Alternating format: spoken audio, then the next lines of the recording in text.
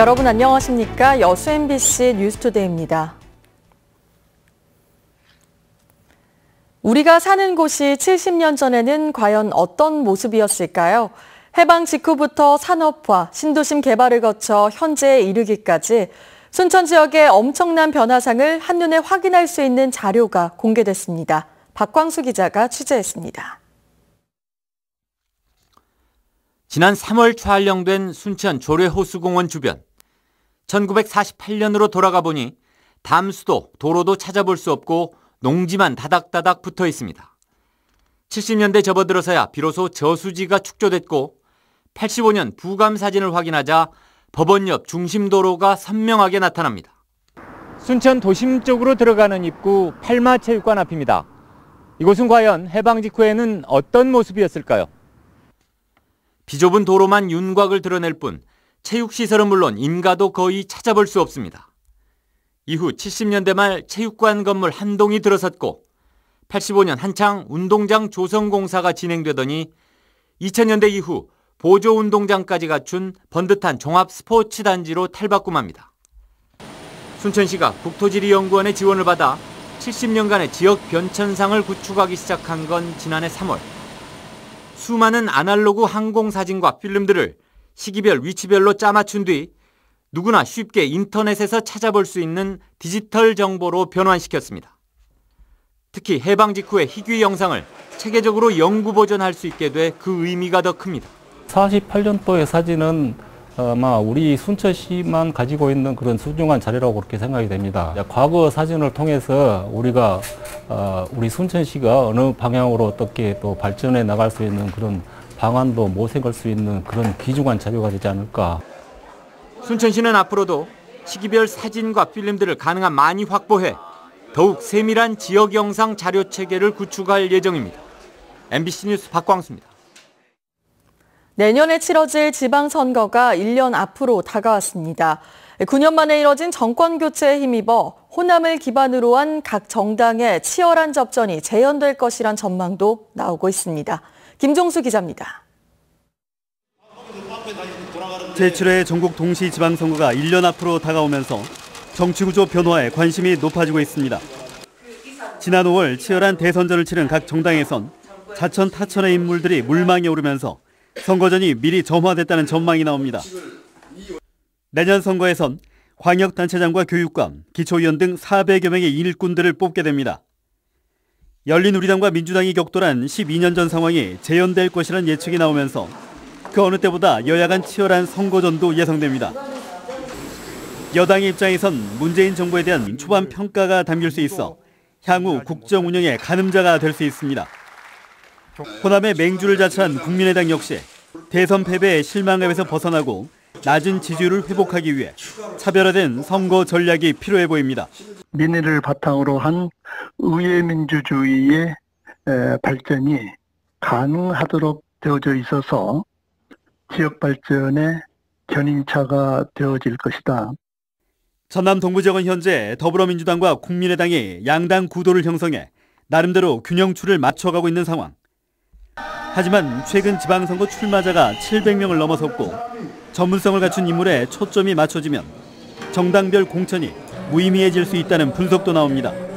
전문성이 요구됩니다. 도덕적으로 어느 정도 하자가 없어야 되겠다 이런 생각을 가지고 있고요. 그다음에 마지막으로는 소통을 해야 되는데 강력한 리더십을 가진 것보다도 부드러운 리더십을 가지고 특히 지방선거는 1인 다투표 방식으로 진행돼 또 다른 정치 지형이 만들어질 것이란 예상도 제기되고 있습니다.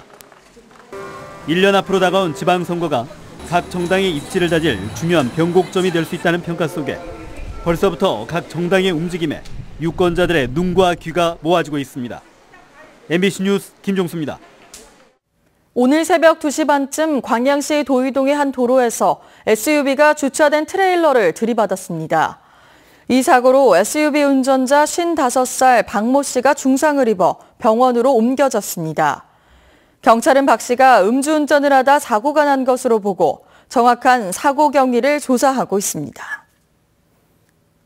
국내 최대 사이클 대회인 투르 드 코리아가 오늘 개막하면서 일부 구간의 교통이 통제됩니다.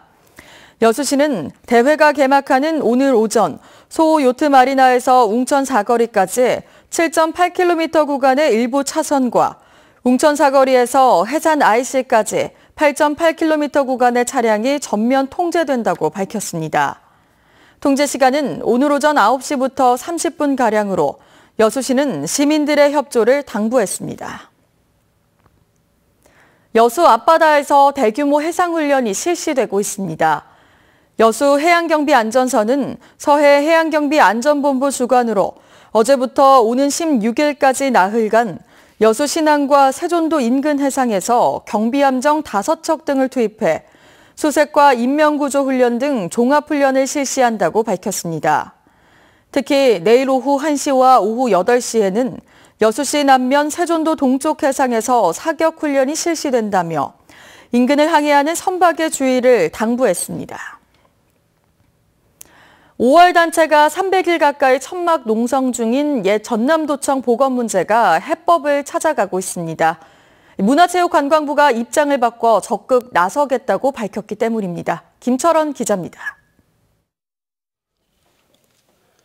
5.18 기념식 때 옛 전남도청 복원 문제를 언급한 문재인 대통령의 발언. 5.18 관련 자료의 폐기와 역사 왜곡을 막겠습니다. 전남도청 복원 문제는 광주시와 협의하고 협력하겠습니다. 변화는 곧바로 나타났습니다. 광주시와 5월 단체 등이 주도해왔던 옛 전남도청 복원 논의회 장에 문화체육관광부가 처음으로 자리를 함께한 것입니다. 이성우 문체부 실장은 타당하고 적절한 해결책 마련에 최선을 다하겠다고 말하며 적극이라는 단어를 여러 차례 사용했습니다.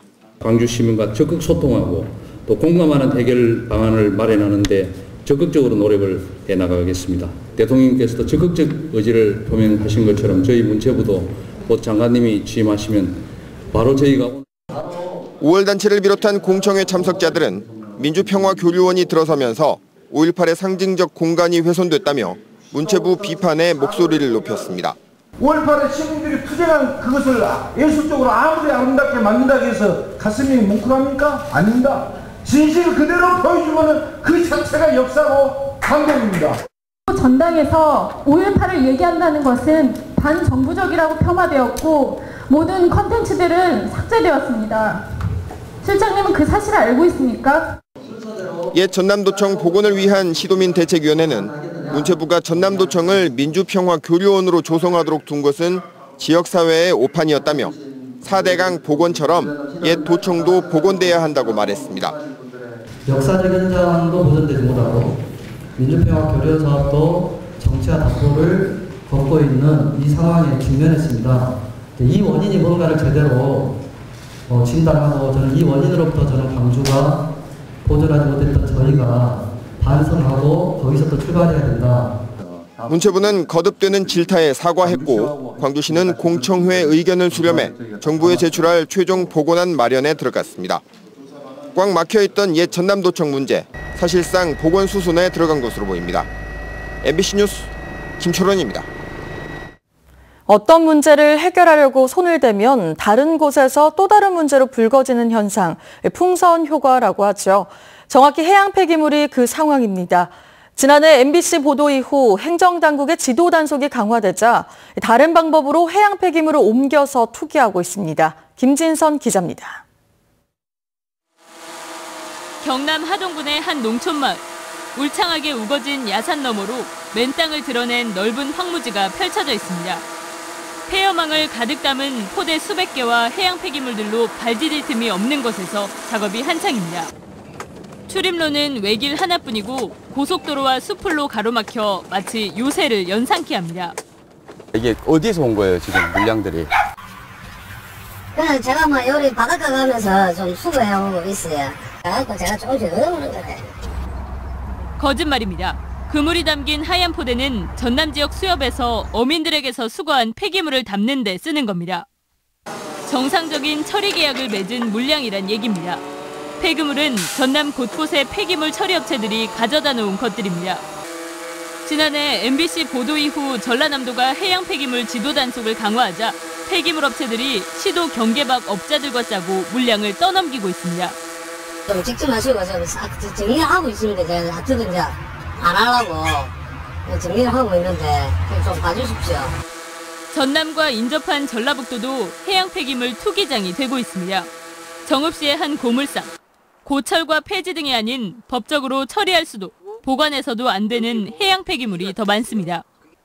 바닥엔 악취나는 침출수가 고여 있고 담장 밖까지 그물이 쏟아지고 있습니다. 고물만 들어와야 되잖아요. 네. 이 폐기물들이잖아요.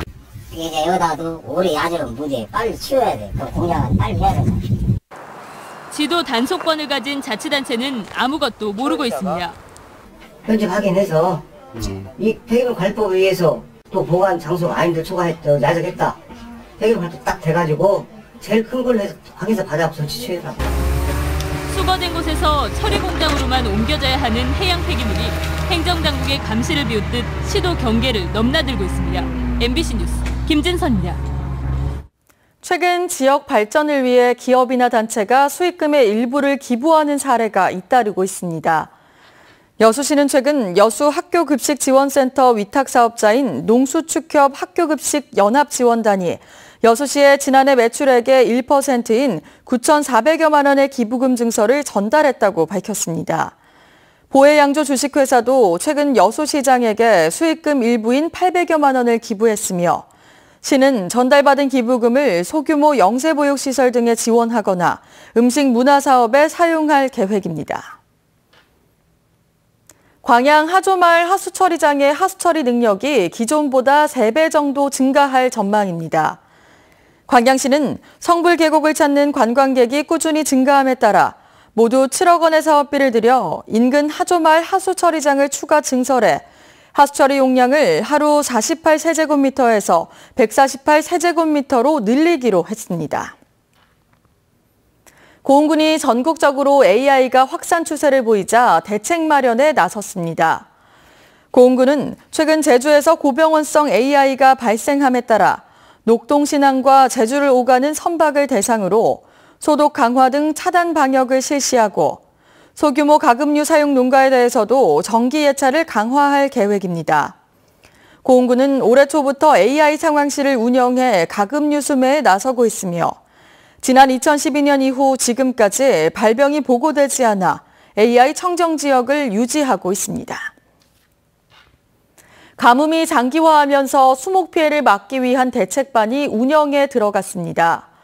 전라남도는 각 시군별로 수목 피해 예방을 위한 대책반을 편성한 뒤 급수차와 양수기 등을 이용해 숲 조성 지역을 중심으로 물주기 작업 등을 진행하고 있다고 밝혔습니다. 전라남도는 수시 예찰과 조기 방제를 추진할 계획입니다. 창한 하늘이 드러나 있습니다. 짙었던 안개는 대부분 옅어졌고요. 현재 강원도를 중심으로만 안개주의보가 내려져 있습니다. 그래도 아직 미시령의 가시거리가 230, 장수가 280m 안팎까지 짧아져 있으니까요. 출근길 조심 운전하셔야겠습니다. 기온은 나날이 오르겠습니다. 오늘 서울 한낮 기온 28도로 어제보다 2, 3도가량 높겠고요. 주 후반에는 31도까지 치솟는 등 한여름 더위가 찾아오겠습니다. 오늘 맑은 하늘에 자외선과 오존이 강할 걸로 보여 조심하셔야겠고요. 미세먼지는 전 권역에서 종일 보통 수준을 보이겠지만 중서부 일부 지역은 밤에 농도가 짙어지는 곳도 있겠습니다. 이 시각 현재 기온 보시면 서울 18.6도, 전주 16.7도, 대구 16.6도로 어제 아침과 비슷한데요. 한낮에는 서울과 울산 28도, 춘천 30도까지 오르는 등 덥겠습니다. 당분간 맑은 가운데 일교차가 크게 벌어지겠습니다. 날씨였습니다.